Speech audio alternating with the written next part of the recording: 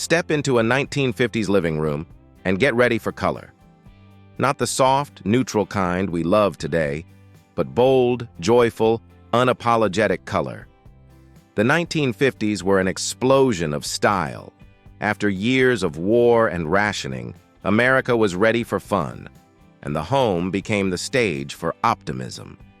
Decorating wasn't about subtlety, it was about showing off that the future had arrived. Walls were painted in mint green, butter yellow, and cotton candy pink. Kitchens sparkled with chrome and turquoise, and the furniture,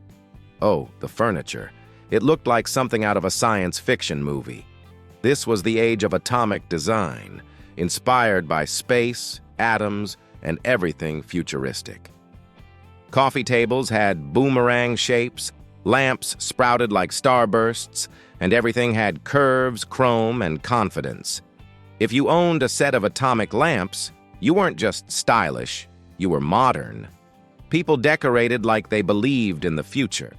Kitchens were the pride of the house. Formica countertops, pastel refrigerators, and metal-edged tables that could survive a tornado.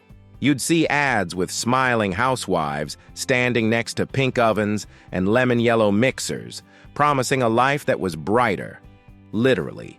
Wallpaper was another star. Floral, geometric, tropical, you name it. The louder, the better. Some homes looked like color and pattern had thrown a party, and everyone was invited. The living room was for guests, and it showed. Plastic covers on sofas, perfect curtains, and that one fancy chair no one was allowed to sit in. The message was clear: order, beauty, and a touch of bragging rights.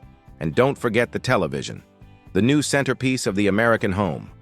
Decorators would build entire walls around that single screen, matching the furniture to the console, making sure the family's window to the world looked perfectly framed. Even art changed. Prints of abstract shapes, colorful vases, and ceramic cats filled the shelves. The 1950s were playful. Even your lamps had personality. What's one thing you remember, or wish you could have, from a 1950s home? Was it the bright kitchen? The starburst clock? Maybe grandma's floral wallpaper? Tell us in the comments. We'd love to know what kind of retro style still lives in your memories. Back then, decorating wasn't just about design. It was about identity. Owning a beautiful home was the new version of success.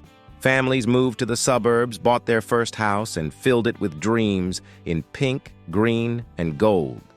Catalogs and TV commercials shaped the trends. Sears, Montgomery Ward, and Better Homes and Gardens showed America what modern living looked like, and everyone wanted in. Bedrooms matched perfectly. Curtains, bedspreads, rugs, and even lamps came as a set. And the bathroom. Pastel tile, everywhere. Pink, mint, or baby blue, with shiny metal trims that reflected the optimism of the time. There was pride in keeping things spotless. Every cushion was fluffed, every rug vacuumed, every shelf dusted. Housekeeping was part of the presentation. The cleaner the home, the more together you appeared. But here's the beautiful part.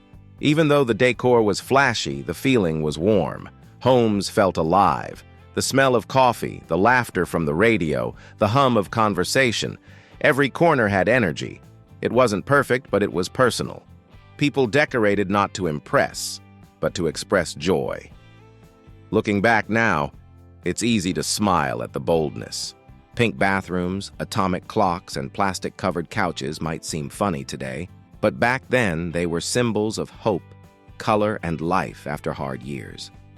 The 1950s home was optimistic, loud, and full of dreams, just like the decade itself. So if you ever sat on a squeaky vinyl chair, stared at a starburst clock, or helped your parents peel wallpaper that refused to come off, you remember that feeling of warmth and wonder. A time when homes had character and color had courage. If this trip through the 1950s home brought back some colorful memories, don't forget to give this video a thumbs up. It helps more people find these nostalgic stories. And if you want to keep traveling with us through the golden decades, from the kitchen table to the drive-in theater, make sure to subscribe to Yesterday Lives.